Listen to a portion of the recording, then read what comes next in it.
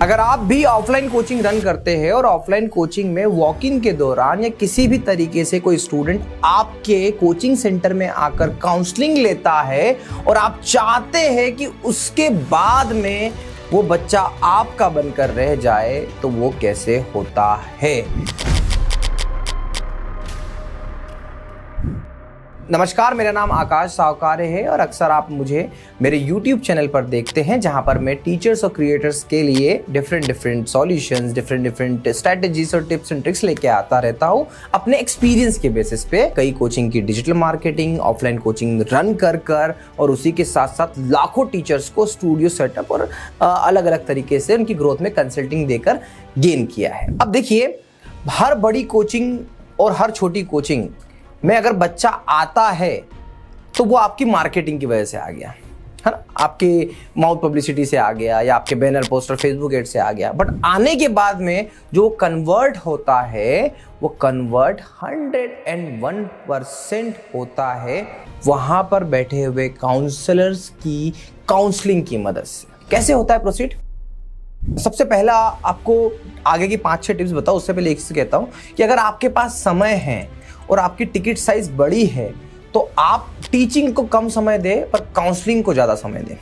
मैं as a honour आपको बात कर रहा हूँ। अगर आपका बहुत बड़ा एम्पायर तो बात ही नहीं है, पर अगर आप एक इनिशियल लेवल के टीचर है या फिर एक अच्छे ग्रोइंग टीचर है तो आपको काउंसलिंग में पर्सनली इन्वॉल्व होना चाहिए। ये बहुत इंपॉर्टेंट स्टेज होती है। बहुत सारे कोचिंग ऑनर सोचते हैं इसकी ज़रूरत नहीं है, बट मेरा अक्सर मानना है, मैंने ऐसे कई सक्सेसफुल बड़े कोचिंग देखे हैं जहाँ पर कोचिंग के ऑनर खुद ही काउंसलिंग करते हैं। ये बात रही एक मेरे मन की थी जो आप तक पहुंचाना थी। अब आगे पॉइंट पे बात करते हैं। तो सबसे पहला, हर स्टूडेंट चाहता है कि वो जहां पर जाए वहां पर उसको अलग अलग टाइप की फैसिलिटीज मिले और सिक्योरिटी मिले। अब फैसिलिटी टेक्नोलॉजी वाइज कैसे दी जा सकती है? तो जितने भी आजकल सक्सेसफुल कोचिंग हैं ये लोग हाइब्रिड कोचिंग का एक कॉन्सेप्ट लेकर आ चुके हैं। अब क्या है हाइब्रिड कोचिंग? देखिए, मैं आपको ऑनलाइन पढ़ाने की बात ही नहीं कर रहा हूं, पर जो आपका ऑफलाइन स्टूडेंट है उसको आप ये फ्लेक्सिबिलिटी दीजिए कि टेक्नोलॉजी की मदद से जब आपका कोई टीचर सुबह 10 बजे आता है और 10 से 5 बजे तक पढ़ाने के लिए डिफरेंट टीचर्स आते हैं, तो वो सारा का सारा रिकॉर्ड होके आपकी एप्लीकेशन पर स्टोर हो जाए और आपका जो स्टूडेंट है वो एटलीस्ट उसे प्रॉपरली एक्सेस कर पाए, ताकि अगर उसकी क्लास मिस हो या फिर उसकी क्लास में कोई चीज़ उसको समझ में नहीं आई हो तो वो फिर से पढ़ सके। ये फीचर टीचिंग की दृष्टि से, कोचिंग की दृष्टि से क्वाइट डिफिकल्ट है। डिफिकल्ट इसलिए कि इसमें आपको एक टेक्निकल पर्सन का रिक्वायरमेंट होता है। हालांकि हम लोग ऐसे स्टूडियोज बना के देते हैं कि यहाँ पे आपको टेक्निकल पर्सन की भी जरूरत नहीं है। मतलब हमारे जो 4K PTZ कैमरा होते हैं, AU ऑफ के 4K PTZ कैमरा हो गया, डिजिटल बोर्ड हो गया, घंटों चलते हैं। अब डिजिटल बोर्ड तो आप लोग लगा ही लेते हो अपनी ऑफलाइन कोचिंग में, तो आपको सिर्फ क्या लगाना है? कैमरा लगाना है और कैमरे के साथ में एक सिस्टम लगाना है, एक अच्छा माइक लेना है जो आपके ऑफलाइन स्टूडेंट्स और ऑनलाइन स्टूडेंट्स को भी साथ में रिकॉर्डिंग में भी सुनाई दे और कंप्यूटर पे और बच्चों को भी सुनाई दे। तो ऐसा हाइब्रिड सेटअप आपका यूएसपी बनता है।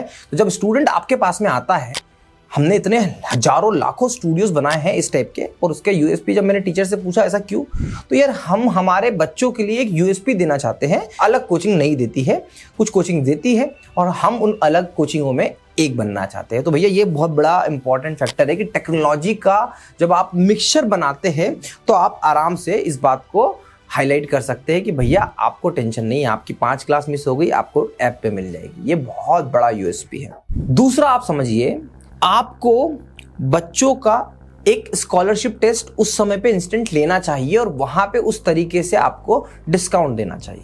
आप क्या सोचते हैं कि बच्चा आपके पास में आया, आपने उसको काउंसलिंग करी और काउंसलिंग करने के बाद में आप वो स्टूडेंट को बोलते हैं कि ठीक है भैया आप आ जाइए, आपको ये फीस है और आपको इस तरीके से आना। नहीं, आपको ऐसे नहीं करना है। आपको उस बच्चे को भी ये रियलाइज कराना है कि आपको हमारे पास आना है, हमारी अच्छी बेचेस में आना है, तो आपको उस लेवल पर तैयार होना पड़ेगा। तो जैसे मैं कई बार कई ऐसे कोचिंग ऑनर्स को देखता हूँ पर्सनली, जब वो काउंसलिंग करते हैं तो वो बच्चों से उसी तरीके के सवाल पूछते हैं कि अभी क्या लेटेस्ट करंट अफेयर में क्या चल रहा है। उनका इंटरव्यू काइंड ऑफ लेना शुरू कर देते हैं। एक काउंसलर क्या करता है? एक्सप्लेन करता है, पर जब एक एक्सपीरियंस काउंसलर जो होता है ना, वो उनको ये भरोसा दिलाता है कि भैया तुम उस लेवल पे जा पाओगे कि नहीं जा पाओगे। तो जब ये इस तरीके की काउंसलिंग होती है ना, तो ये तो हो गई वर्बल काउंसलिंग, बड़े लोग करते हैं। पर आप अपने काउंसलर से क्या करवा सकते हैं? तो काउंसलर्स को बोलो कि भैया एक अच्छी जगह काउंसलिंग सेक्शन बनाए और उसके पास में एक टेस्ट रूम बना दें और उस बेसिस पे उनको बोले कि चलिए आप एक छोटा सा 10 मिनट का हमारा एक टेस्ट है, आप वो दीजिए। इससे क्या होता है ना कि बच्चे का एक परसेप्शन होता है जो एक माइंड में क्रिएट हो जाता है और अगर उनके साथ पेरेंट्स आए हैं तो फिर तो ये मान ही लीजिए कि भैया जो कोचिंग एडमिशन लेने से पहले ही बोल रही है कि आप एक ये टेस्ट दीजिए, इस पे आपको स्कॉलरशिप भी मिल सकती है और दूसरा हम आपका आंकलन भी कर पाएंगे कि आप किस तरीके की, आपको किस बैच में जाने की रिक्वायरमेंट है। देखो, होना तो शोषा है, मतलब शोषा से मतलब है कि आपको दिखाना पड़ेगा कि भाई ये एक शेल है। जैसे अभी मैं आपको बताता हूँ, आप एजू स्क्वाड को क्या समझ रहे हैं। अब एजू स्क्वाड एक अच्छा खासा बड़ा ब्रांड बन चुका है। भारत के अलग अलग कोनों में हमने छोटे छोटे जगह पे स्टूडियोज लगा दिए हैं, करोड़ों का टर्नओवर है। बट आपको बताओ कि हमारी प्रेजेंस डे 1 से वेबसाइट पे, यूट्यूब पे एक एडवांस लेवल पे ही थी। आज भी जहां हमारा ऑफिस है, सिंपल फ्लैट्स में, अलग अलग फ्लैट्स में हमने ऑफिस बनाया हुआ है और जहां पे मेरा बचपन बीता हुआ है।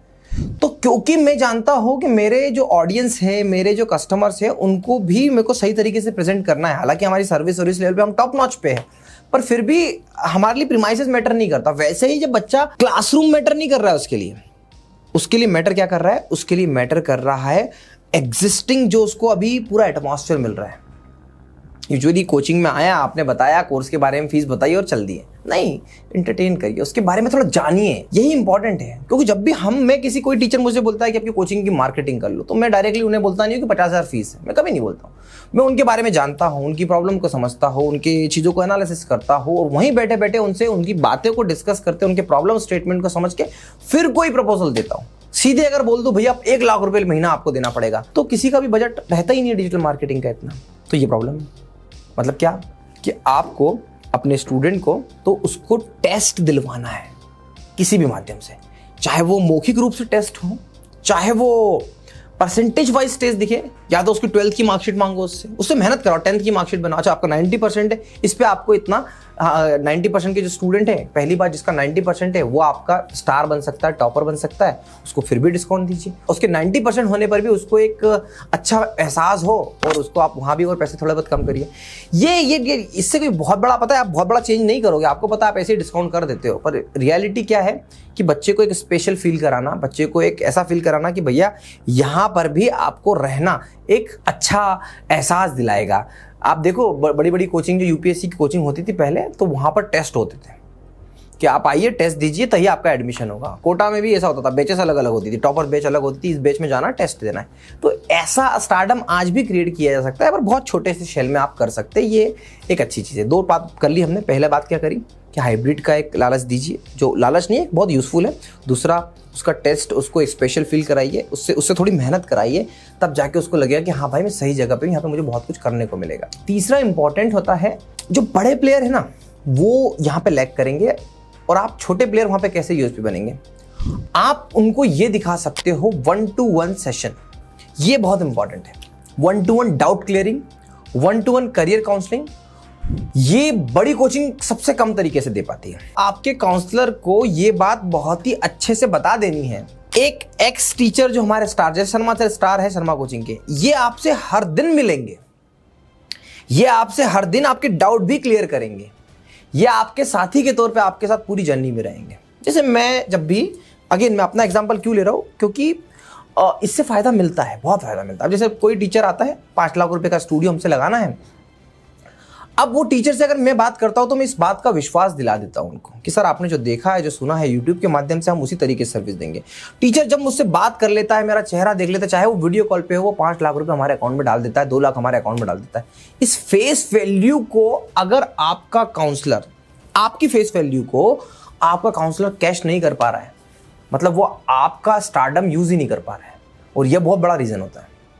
तो तीसरा रीजन जो 1-to-1 काउंसलिंग का है ना, शर्मा सर के काउंसलर को शर्मा सर की वैल्यू पता होना चाहिए, तभी वो शर्मा सर को बेच पाएंगे। शर्मा सर को बेच पाएंगे मतलब शर्मा सर का कोर्स बेच पाएंगे। ये बहुत है, ये बहुत बड़ा रूल है। ये पेरेंट्स पे भी अप्लाई होता है, ये स्टूडेंट्स पे भी अप्लाई होता है। साइकोलॉजिकल इफेक्ट होता है, शर्मा सर है, अच्छा ठीक है। 4th पॉइंट है एक्स्ट्रा करिकुलम एक्टिविटीज। अब देखो, जो बड़ी कोचिंग होती है ना, 1 साल के ड्यूरेशन की, 3 साल के ड्यूरेशन की, 2 साल के ड्यूरेशन की, इन कोचिंग में आप क्या अलग कर रहे हैं बाकी कोचिंग से, ये बहुत इंपॉर्टेंट है। जैसे मैं अपना बताता हूँ कि हम लोग एक सिविल सर्विस की कोचिंग चलाते थे, तो वहाँ पर हम काउंसलिंग में क्या पिच करते थे स्टूडेंट्स को, मैं आपको बताता हूँ। हम सबसे पहले बोलते थे कि आपका टॉपर्स मीट बहुत अच्छे से होगा, हम बार बार टॉपर्स लाएंगे और आपको उससे मिलाएंगे, हम बड़े बड़े स्पीकर्स आपके साथ में जोड़ेंगे, आपको 2 ट्रिप मिलता है बाहर जो आपके जियोग्राफिकल लोकेशन को एक्सप्लेन करते हुए मिलेगा। आपको लाइब्रेरी की फैसिलिटी मिलेगी और लाइब्रेरी में आप 24/7 या 8 घंटे जैसे भी करके आप पढ़ सकते हैं। ये जो छोटी छोटी एक्स्ट्रा करिकुलम एक्टिविटीज़ और छोटी छोटी चीज़ें होती है ना, ये बड़ी मन में भाती है स्टूडेंट को। क्योंकि देखो, आप सोच के देखो, आज के टाइम पे कोचिंग का ये स्टेटस हो चुका है कि कोचिंग पर बच्चा 8-8, 9-9 घंटे होता है। तो क्या वो सिर्फ पढ़ने आया है? उसको देखना है, कैंटीन की फैसिलिटी देखना है कि मुझे कुछ खाने को मिलेगा कि नहीं मिला, आसपास दुकान है कि नहीं है, मुझे अगर पानी मिल रहा है कि नहीं मिल रहा है, मुझे फैन मिल रहा है कि नहीं मिल रहा है, एसी है कि नहीं, क्लासरूम कैसा है, ये सब करना है आपको। हम छोटी कोचिंग में गलती क्या करते हैं पता है? हमारा क्लासरूम अच्छा बनाते तो है, उसको एक बार बच्चे को उस क्लासरूम में ले जाके भी दिखाना चाहिए। क्योंकि हमारी बिल्डिंग बड़ी नहीं होती, हमारी कोचिंग छोटी होती है, पर कोचिंग की सुविधाएं तो रखी जा सकती है। साफ सुथरा क्लासरूम हो, लाइब्रेरी छोटी सी बनाई जा सकती है। ये सब छोटे छोटे प्रोस्पेक्ट है जो हम मिस ही करते हैं और हमारे काउंसलर कभी बताते ही नहीं है। 5वां इंपॉर्टेंट पॉइंट, टॉपर्स। देखिए, कोचिंग में 2 ही चीज इंपॉर्टेंट है। पहला टीचर्स की क्या टीम है और दूसरा टॉपर्स। ये दोनों ही चीज अगर सही तरीके से काउंसलिंग आपकी कोचिंग ने नहीं करी तो बच्चा रुकेगा नहीं, बिल्कुल नहीं रुकेगा। तो आप बिलीव नहीं करेंगे, हमने ऐसे कई कोचिंग को देखा जो सिर्फ और सिर्फ अपने ब्रोशर में टॉपर्स के फोटो लगाते और कुछ भी नहीं लगाते, और यही उनकी सक्सेस का राज भी है। देखो, टॉपर एक प्रूफ होता है आपका कि रिजल्ट ये आया, इतने प्रतिशत रिजल्ट आया। हम सोचते हैं 12th क्लास की कोचिंग करा रहे हैं, 90% 5 स्टूडेंट को आए हैं, बाकी को 70 के अबो है, तो इन सबके फोटो लगा के क्या करेंगे? नहीं, एक बच्चे का फोटो लगा दो। जो फाइनल मैं आपको बताने वाला हूँ ये एक्चुअल में आपको अलग प्रूफ कर देगा। देखो, बड़ी कोचिंग डेमो नहीं देती है, बहुत कम देती है, और डेमो देती भी है तो एक रजिस्ट्रेशन फॉर्म के साथ में देती है। आप अपनी काउंसलिंग में सबसे पहले अपने स्टूडेंट्स को यही बोलिए, अगर आपको अपने टीचिंग पे भरोसा हो, आपके कंटेंट डिलीवरी पे भरोसा हो, आपके एक्सपर्ट टीचर पे भरोसा हो, आप सीधे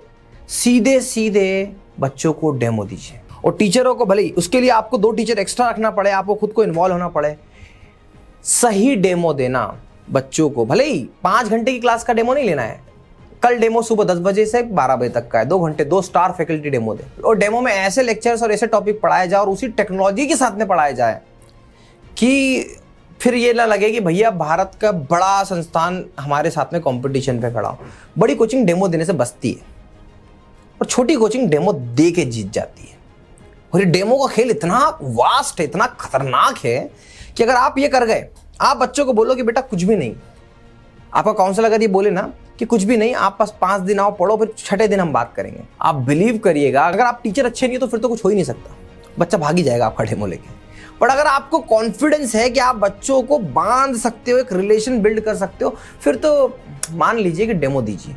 डेमो, ये जो आखिरी पॉइंट आखिरी में बता रहा हूँ, आप तक यहाँ तक रुके हो ना इसलिए बता रहा हूँ क्योंकि डेमो इतना इंपॉर्टेंट है। हमने कई बार हिट एंड ट्रायल करके देख ली, कई बैचेस लॉन्च करवाई, अलग अलग कोचिंग के साथ में लॉन्च करवाई, और विदाउट डेमो और डेमो के साथ में करवाई। तो बहुत सी कोचिंग इस बात पे फेल हो गई कि डेमो ढंग से दे नहीं पाए, मैनेज नहीं कर पाए, और बहुत से लोग इसलिए सक्सेस हो पाए कि डेमो में उनको बड़ा कॉन्फिडेंस था और एडमिशन सीधे सीधे डबल हो गए। तो काउंसलिंग तक लाना ही सब कुछ नहीं होता, काउंसलिंग की स्ट्रेटेजी भी प्लान आउट होनी चाहिए। आपको आपके काउंसलर को एजुकेट करना है। आगे और वीडियो बनाऊंगा कि काउंसलिंग किस तरीके से दी जाती है, काउंसलर कैसे एक्सप्लेन करते हैं, क्या है एक्चुअल में काउंसलिंग का पूरा इकोसिस्टम। ये सब बहुत इंपॉर्टेंट है, बहुत इंपॉर्टेंट। आशा करता हूँ कि वीडियो को देखकर जो मैंने पॉइंट्स आपको बताए हैं, इन्हें आप सारे तो नहीं पर कुछ तो इंप्लीमेंट करिए, और कुछ इंप्लीमेंट करके एक बार टेस्ट करके देखिए, आपका रिजल्ट 100% इंक्रीज होगा ही होगा। आशा करता हूँ ये वीडियो आपको पसंद आया होगा। Thank you so much for watching.